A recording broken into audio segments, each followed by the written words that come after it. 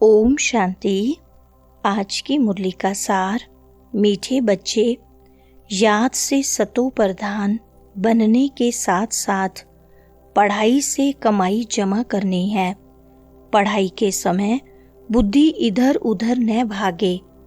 प्रश्न है, तुम डबल अहिंसक अननोन वॉरियर्स की कौन सी विजय निश्चित है और क्यों? उत्तर है, तुम बच्चे जो माया पर जीत पाने का पुरुषार्थ कर रहे हो। तुम्हारा लक्ष्य है कि हम रावण से अपना राज्य लेकर ही छोड़ेंगे। यह भी ड्रामा में युक्ति रची हुई है। तुम्हारी विजय निश्चित है क्योंकि तुम्हारे साथ साक्षात परम पिता परमात्मा है। तुम योग बल से विजय पाते हो। मन मनाभव के महामंत्र से तुम्हें राजाई मिलती है। तुम आधा कल्प राज्य करेंगे। सुनते हैं मुख्य पॉइंट्स। पहली पॉइंट, स्टूडेंट अपने स्कूल में बैठे होंगे तो टीचर याद आएगा, न कि बाप, क्योंकि स्कूल में बैठे हैं। तुम भी जानते हो बाबा टीचर भी है। हमारा बाप इस समय टीचर है क्योंकि पढ़ाते हैं। दोनों काम करने पड़ते हैं। आत्मा पढ़ती है शिव बाबा से। यह भी योग और पढ़ाई हो जाती है। पढ़ती आत्मा है, पढ़ाते परमात्मा है। इसमें और ही जास्ती फायदा है जबकि तुम सम्मुख हो। तुम जानते हो शिव बाबा हमको पढ़ाते हैं। यह तुम्हारा योग भी है, कमाई भी है। आत्मा को ही सतो प्रधान बनना है। तुम सतो प्रधान भी बन रहे हो, धन भी ले रहे हो। दूसरी पॉइंट, यहाँ बैठते हो तो बुद्धि में यह रहे कि शिव बाबा पढ़ाने के लिए टीचर रूप में आया कि आया, वही नॉलेजफुल है, हमको पढ़ा रहे हैं। सौदर्शन चक्रधारी भी हम हैं, लाइट हाउस भी हैं। एक आंख में शांति धाम, एक आंख में जीवन मुक्ति धाम है। इन आंखों की बात नहीं है। आत्मा का तीसरा नेत्र कहा जाता है। अभी आत्माएं सुन रही हैं। जब शरीर छोड़ेंगे तो आत्मा में यह संस्कार होंगे। अभी तुम बाप से योग लगाते हो। सतयुग से लेकर तुम वियोगी थे, अर्थात बाप से योग नहीं था। अभी तुम योगी बनते हो, बाप के समान। योग सिखलाने वाला है ईश्वर, इसलिए उनको कहा जाता है योगेश्वर। तीसरी पॉइंट, तुम एक एक योगेश्वर योगेश्वरी बनते हो, फिर राज राजेश्वरी बनेंगे। वह है योग सिखलाने वाला ईश्वर। खुद नहीं सीखता है, सिखलाते हैं। श्री कृष्ण की ही आत्मा अंत के जन्म में योग सीख फिर श्री कृष्ण बनती है। इसलिए श्री कृष्ण को भी योगेश्वर कह देते हैं क्योंकि उनकी आत्मा अभी सीख रही है। योगेश्वर से योग सीख श्री कृष्ण पद पाती है। इनका नाम फिर बाप ने ब्रह्मा रखा है। पहले तो लौकिक नाम था, फिर मर्जीवा बने हैं। आत्मा को ही बाप का बनना है। तुम भी बाप द्वारा योग सीखते हो। इन संस्कारों से ही तुम जाएंगे शांति धाम में। फिर नया पार्ट प्रारब्ध का इमर्ज होगा। चौथी पॉइंट, जैसे बाप को संकल्प उठा कि मैं जाऊं तो बाप कहते हैं मैं आता हूं और मेरी वाणी चलनी शुरू हो जाती है। वहां तो शांति में है। फिर ड्रामा अनुसार उनका पार्ट शुरू होता है। आने का तो संकल्प उठता है, फिर यहाँ आकर पार्ट बजाते हैं।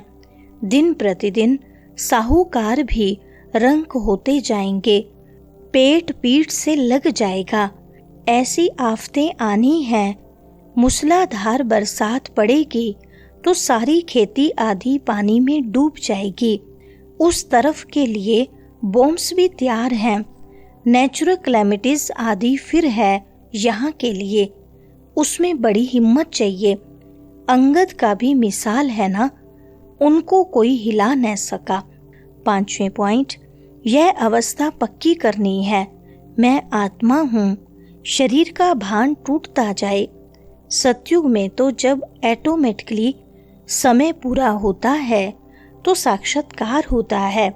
अभी हमको यह शरीर छोड़ जाए बच्चा बनना है, एक शरीर छोड़ जाए दूसरे में प्रवेश करते हैं।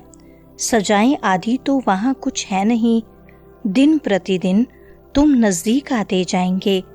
बाप कहते हैं मेरे में जो पार्ट भरा हुआ है वह खुलता जाएगा, बच्चों को बताते रहेंगे। फिर बाप का पार्ट पूरा होगा तो तुम्हारा भी पूरा हो जाएगा, फिर तुम्हारा सतयुग का पार्ट शुरू होगा। 6 पॉइंट, अभी तुमको अपना राज्य लेना है। यह ड्रामा बड़ा युक्ति से बना हुआ है, तुम माया पर जीत पाते हो, इसमें भी टाइम लगता है। वो लोग तो एक तरफ समझते हैं कि हम स्वर्ग में बैठे हैं, यह सुखधाम बन गया है, दूसरी तरफ फिर गीत में भी भारत की हालत सुनाते हैं। तुम जानते हो यह तो और ही तमो प्रधान हो गए हैं, तुम अब सतो प्रधान बन रहे हो। आखिर विजय तो तुम्हारी होनी ही है। हाहाकार के बाद फिर जय जयकार होगी, घी की नदियां बहेंगी, वहां घी आदि खरीद करना नहीं पड़ेगा। सबके पास अपनी गायें फर्स्ट क्लास होती हैं। 7वें पॉइंट, बाबा ने कहा यह भी लिख दो, वर्ल्ड की हिस्ट्री ज्योग्राफी कैसे रिपीट होती है, आकर समझो। जो सेंसिबल होगा कहेगा अभी आयरन एज है तो जरूर गोल्डन एज रिपीट होगी। यह भी जानते नहीं कि इन्हों का राज्य फिर कब होगा। अभी तुम्हारे साथ बाप है, जिस तरफ साक्षात परम पिता परमात्मा बाप है, उनकी जरूर विजय होनी है। बाप कोई हिंसा थोड़ी कराएंगे। अभी तुम डबल अहिंसक बन रहे हो, वहाँ है ही अहिंसा परमो देवी देवता धर्म। वहाँ न लड़ते हैं न विकार में जाते हैं। अभी तुम्हारा है योग बल, परंतु इसको न समझने कारण शास्त्रों में असुरों और देवताओं की लड़ाई लिख दी है। 8वें पॉइंट, अब तुमको दैवी गुण धारण करने और कराने हैं। बाबा राय देते हैं अपना चार्ट रखने से बहुत मजा आएगा। रजिस्टर में गुड बेटर बेस्ट होते हैं ना, खुद भी फील करते हैं। कोई अच्छा पढ़ते हैं, कोई का अटेंशन नहीं रहता है तो फेल हो जाते हैं। यह फिर है बेहद की पढ़ाई। बाप टीचर भी है, गुरु भी है, इकट्ठा चलता है। यह एक ही बाप है जो कहते मर्जीवा बनो। तुम अपने को आत्मा समझ बाप को याद करो। बाप कहते हैं मैं तुम्हारा बाप हूँ, ब्रह्मा द्वारा राज्य देता हूँ। 9वें पॉइंट, यहाँ तो देखो हीरे जवाहरात आदि कुछ भी नहीं है। सतयुग में फिर कहाँ से आते हैं। खानियाँ जो अब खाली हो गई हैं वह सब फिर से अब भरतू हो जाती हैं। विचार करो, सब नई चीजें होंगी ना। लाइट आदि भी जैसे नेचुरल रहती है, साइंस से यहाँ सीखते रहते हैं, वहाँ यह भी काम में आती है। हेलीकॉप्टर खड़े होंगे, बटन दबाया यह चला, कोई तकलीफ नहीं। वहाँ सब फुल प्रूफ होते हैं, कभी मशीन आदि खराब हो न सके। घर में बैठे सेकंड में स्कूल में वह घूमने फिरने पहुँचते हैं। प्रजा के लिए फिर उनसे कम होंगे। तुम्हारे लिए वहाँ सब सुख होते हैं, तो तुम बच्चों को कितना अटेंशन देना चाहिए। 10वें पॉइंट, भक्ति में तुम बड़े बड़े मंदिर बनाते हो। हीरे जवाहरातों का तो सुख रहता है ना, पौना हिस्सा सुख है, बाकी क्वार्टर है दुख। आधा आधा हो फिर तो मजा न रहे। भक्ति मार्ग में भी तुम बहुत सुखी रहते हो। पीछे मंदिरों आदि को आए लूटते हैं। सतयुग में तुम कितने साहूकार थे, तो तुम बच्चों को बहुत खुशी होनी चाहिए। एम ऑब्जेक्ट तो सामने खड़ा है, गाया जाता है खुशी जैसी खुराक नहीं। योग से आयु बढ़ती है, 11वीं पॉइंट, यह भी याद में रहते हैं, फिर बच्चों को वर्णन कर सुनाते हैं। बाबा हमको खिलाते हैं, मैं उनको अपना रथ देता हूँ। सवारी करते हैं तो क्यों नहीं खिलाएंगे। यह हूँ मैं अशुभ है, शिव बाबा का रथ हूँ। यह ख्याल रहने से भी शिव बाबा की याद रहेगी। याद से ही फायदा है। भंडारे में भोजन बनाते हैं तो भी समझो हम शिव बाबा के बच्चों के लिए बनाते हैं। खुद भी शिव बाबा के बच्चे हैं, तो ऐसे याद करने से भी फायदा ही है। सबसे जास्ती पद उनको मिलेगा जो याद में रह कर्मातीत अवस्था को पाते हैं और सर्विस भी करते हैं।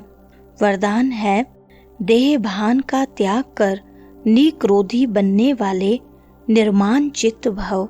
विस्तार है, जो बच्चे देह भान का त्याग करते हैं उन्हें कभी भी क्रोध नहीं आ सकता, क्योंकि क्रोध आने के 2 कारण होते हैं। एक, जब कोई झूठी बात कहता है, और दूसरा जब कोई गलानी करता है। यही 2 बातें क्रोध को जन्म देती हैं। ऐसी परिस्थिति में निर्माणचित के वरदान द्वारा अपकारी पर भी उपकार करो। गाली देने वाले को गले लगाओ, निंदा करने वाले को सच्चा मित्र मानो, तब कहेंगे कमाल।